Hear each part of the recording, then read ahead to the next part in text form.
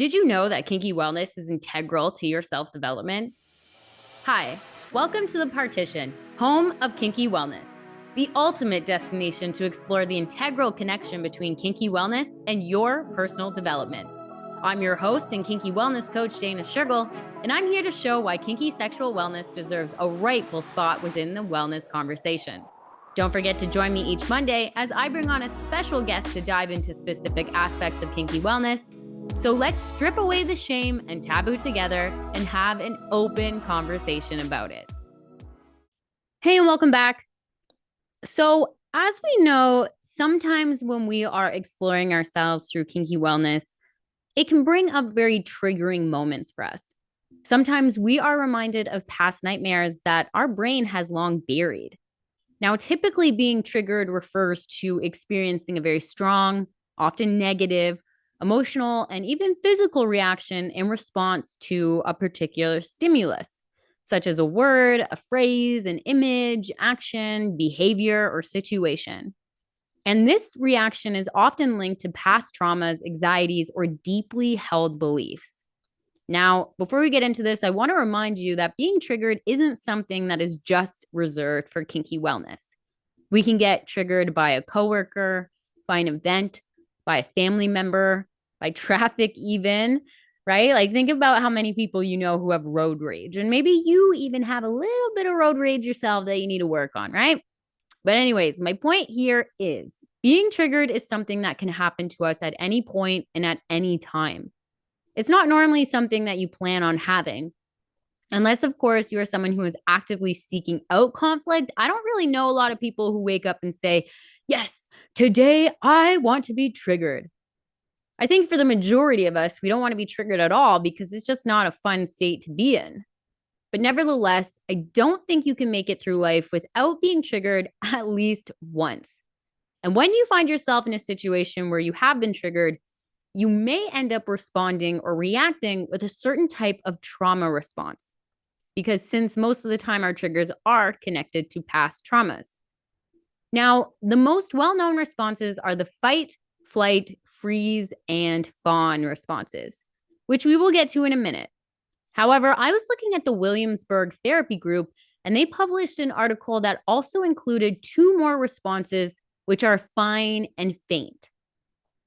And PTSDUK.org also includes a trauma response called flop. But there's still more to this. Additional trauma responses are hyperarousal or hypoarousal. Hyperarousal is when someone gets into a state of high alertness, which can be characterized by having an increased heart rate. This person is going to be hypervigilant of their surroundings and the people around them, and they often have a very difficult time relaxing and sleeping. Hypoarousal is the state in which someone goes numb or disconnects from their emotions or surroundings. This is someone who will disassociate and will often withdraw from social interactions altogether. So really, when we're faced with traumas or if we're in a situation that brings us back to a place of past traumas, there are a number of different ways that we can respond or react to it. And more often than not, it may not always, and it's not always going to be the same. Different events cause different triggers and responses and so on and so forth. And even depending on our personality, our current support network, or even what type of coping mechanisms we already have for ourselves, all of these things are going to influence how we react to certain things. But for the purpose of today, I'm going to be covering the fight, flight, freeze, fawn, fine, faint, and flop responses. So starting with the fight response, this is probably the most well-known response next to flight. And this is when someone experiences a perceived threat, and this can be physical or psychological, to which their body starts to prepare them to confront the threat aggressively. So this can show itself through physical violence, angry verbal outbursts, narcissistic and explosive behaviors, or even if someone tries to excessively control the situation. Our fight response is linked with our sympathetic nervous system. So it's naturally built within us when we had to, defend ourselves from the animals that were trying to eat us. But now we don't have those type of threats. But that doesn't mean that the natural responses that we have built within us left us too. And To give more details into this, I'm going to be referring to a PDF that I found online that was posted by Dr. Janina Scarlett. And Dr. Janina Scarlett is a licensed clinical psychologist and an award-winning author. And this PDF does a really good job of breaking down key points about the fight, flight, freeze, and fawn responses. So in regards to fight, there is an unconscious belief that power and control can create safety, protect us from abandonment, and secure love. The ingrained defense survival pattern is to pursue power and control. And the childhood contributing factors could be that that person was raised as a spoiled child, or that child didn't have sufficient limits, or that child was allowed to mimic their narcissistic parent.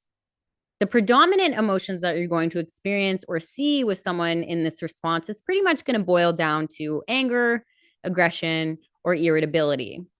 Now, if you are someone who responds like this, it might be a good idea to do something like go for a walk when you feel that energy start to bubble up, because you need to release that pent up or at least that building up energy before it explodes on someone else. The next response is the flight response. The flight response is also naturally connected to our sympathetic nervous system and happens when someone has a perceived threat or danger and they do anything they can to avoid or escape the situation altogether. So this can show up in running away, straight up avoidance, or maybe they're in denial or distracting themselves so they can mentally escape. And referring back to the PDF that Dr. Janina posted, someone who has the flight response has an unconscious belief that perfection and achievement will make them safe and lovable again. And the ingrained defense survival pattern is to escape into thought and action. The childhood contributing factors could be that that person had to be hyperactive and aware and responding to family traumas, moods, and fight. And the approach to connection is to withdraw by excessively focusing on their personal development. Someone who engages in the flight response often is consumed with worry, anxiety over what they do, and what type of output they put out, and can end up actually being a workaholic. The next response is the freeze response. And this is when someone becomes immobile or gets this feeling of being paralyzed as if they can't do anything in the moment, and can be characterized by having a feeling of complete numbness, overwhelm, or maybe disconnecting from their body, making it difficult to do anything. If this happens to you and you disconnect from your body, try doing small movements to get the feeling back into your body, like doing yoga or going for a walk. The goal here is to focus on your body so you're able to sink back into it. Referring back to the PDF, the freeze response comes from an unconscious belief that people are synonymous to danger.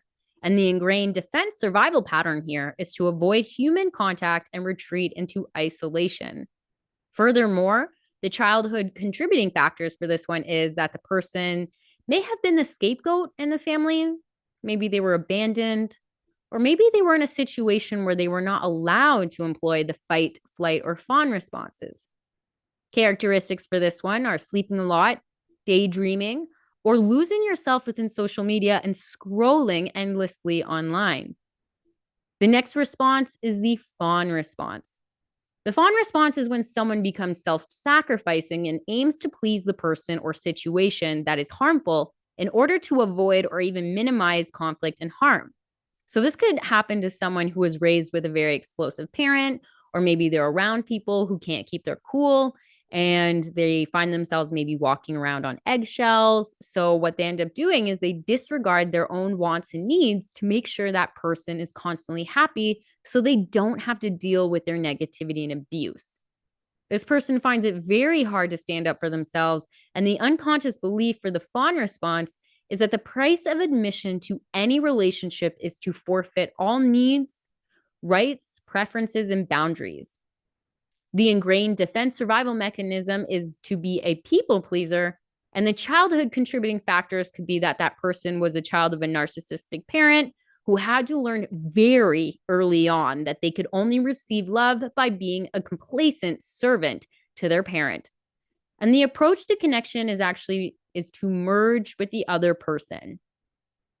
Also, in regards to this PDF that I'm referencing, I highly encourage you to check it out for yourself because there's a lot more information on it than I just mentioned. And of course, I've put the link in the description, which will take you to Dr. Janina's Facebook page, which is where she posted this. The next response is the fine response. And this is when someone is in self-denial of their trauma. According to the Williamsburg Therapy Group, this occurs when someone does not want to believe that they have actually been traumatized and that they can handle whatever threat or action that has been befallen them. And in a sexual context, this can certainly happen, right? Someone does something to you within a scene that wasn't discussed or wasn't okayed. And instead of realizing what really happened to you, you kind of just turn around and you're like, no, no, no, it's okay. I'm fine. I'm fine. I'm fine. And you kind of just pretend like nothing happened and moved on. But as confirmed by the Williamsburg Therapy Group, people who say that they are, quote, fine when they aren't are obviously causing more harm to themselves than they realize. But we know this, right? This goes back to not suppressing our thoughts and feelings and not minimizing negative things that have happened to us. And this also means taking accountability when we need to stand up for ourselves and acting accordingly when we can. The next response is the faint response. And the faint response is exactly what it sounds like. This is when someone passes out. And the term for fainting after trauma is called vasovagal syncope. And this happens because essentially the part of your brain responsible for regulating your heart rate gives up, and then your heart rate just like plummets, causing you to faint. The last response I have for today is the flop response. And according to the PTSDuk.org, the flop response is similar to the freeze response, but I also think it's similar to the faint response as well. Because characteristics of this include total bodily collapse, which includes blacking out or loss of consciousness. It includes loss of control over bodily functions, appearing disengaged, showing lack of emotion, having total disorientation, or even going into complete submission. Now, in order to get out of all of these states, you're going to have to reconnect with your body and mind. So some ideas that will help you is engaging in deep breathing, learning grounding techniques, and leaning on your support system. And if you don't have a support system, then seek counsel or therapy. And if you want to learn something right now, I know that YouTube has a lot of free resources out there from many licensed professionals that will go more into detail for each of these states and how you can help yourself. But of course, you can also engage in meditation, physical movement, spending time in nature, or doing some self-soothing activities like taking a warm bath or listening to calming music. The main idea here is that you need to get yourself back into the feeling of safety and security. Of course, when it comes to any type of healing, make sure that you're gentle on yourself and you give yourself a lot of compassion. Sometimes getting out of these states take longer than expected, and sometimes we don't even realize that we're in these states to begin with, which of course just makes it harder. So again, if you do feel like something's wrong or any of these points spoke to you, just make sure that you take the necessary steps to help you gain back control of your nervous system. Healing can be hard, but you don't have to do it alone. So make sure that you reach out or seek some online help. But that's all I have for today on exploring the spectrum of trauma responses. And I hope you gained some knowledge out of this because personally, this was a very informative topic to research. And even getting the information for this podcast has helped me too. I used to think that I was part of the fight category, and that was like the only category I was in because I'm very vocal and I'm very like stand up for myself and all this jazz. But now I see that I am a combination of all of these things. I've experienced a lot of these characteristics actually. So yes, it's very helpful to know which state you're in and able to get yourself out of it. Also, if you are listening from Southern Ontario, this is your last and final reminder to join the intimacy workshop that I will be co-hosting with Ray Sharaveski and Serena Haynes this Sunday, March 24th in Toronto. That will be going on from 1 to 5. My workshop, of course, is going to be focusing on kinky intimacy, which will be highlighting the basic foundations of kinky wellness. Serena's workshop will focus on partners exploring tactile connection and slow movements through touch and mindful presence. And Ray's workshop is all about exploring our bodies and our partner's bodies through visual perception, self-reflection, and open dialogue. Please make sure to wear loose clothing as you will need access to your legs and arms. And again, tickets are $85 before tax and include admission for 2 and 3 workshops. I think that's a phenomenal deal. So make sure you get your tickets before it's too late. Tickets can be bought using the link in the description, which will lead you to our Eventbrite page. And again, if you have any questions, shoot me a message through Instagram at @thepartition_life, and I will be happy to answer any. As for Monday, we will be joined by pleasure positive intimacy coach, physician's associate, sexual health educator, and speaker and founder of the Vaginas, Vulvas, and Vibrators podcast, Jordan Daniil, to talk about the basics of what a menstrual cycle really entails. Jordan is going to cover topics such as what is a normal versus non-normal flow, what activities are best for each phase, and how there is a such thing called fake period blood, right? That sounds pretty crazy. But anyways, stay tuned for that. But I hope you have a fabulous rest of your weekend, guys, and I will speak with you next Monday. You guys know what to do. As always, stay kinky.